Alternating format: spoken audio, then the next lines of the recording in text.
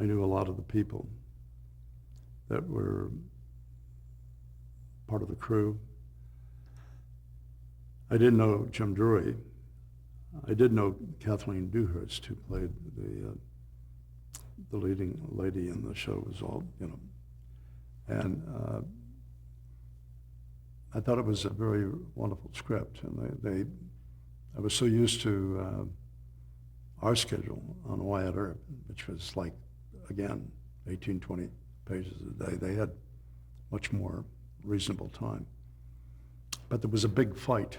Someday I'd like to look at it. I haven't, I don't even know if I ever saw the show.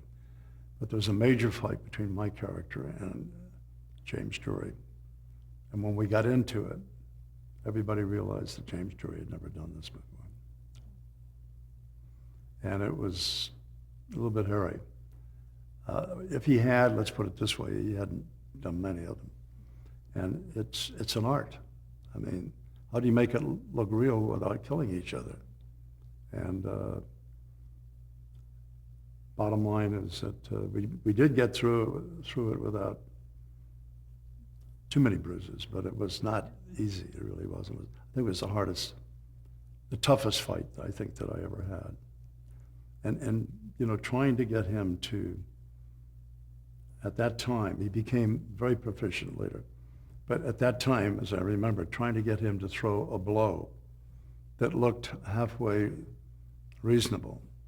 The secret in a fight or anything like that is the person that's getting hit. It's the reaction of that individual that makes it. You can throw all the blows you want, and if the guy doesn't react to it properly, it's going to look phony. And so how close do you come? And what do you do when you're on the ground rolling around where you don't get it in the nuts or whatever?